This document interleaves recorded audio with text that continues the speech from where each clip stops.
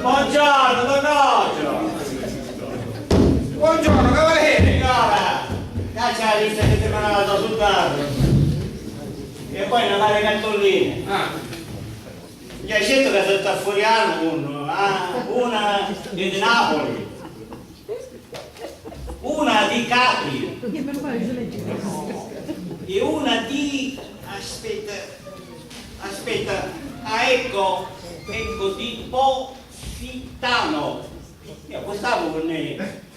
Positano. Si l'ha tagliato tutti! L'hanno escluso i buoni! Ingommato di ogni cosa! Ma perché ti fare così? No, le cartoline sono la rete, poi vero quelli che non si vedono.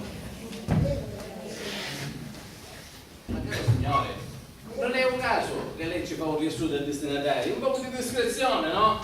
Ma che ci fa qui? E i miei cognati, c'è cosa? Oh, ma che arriva stamattina?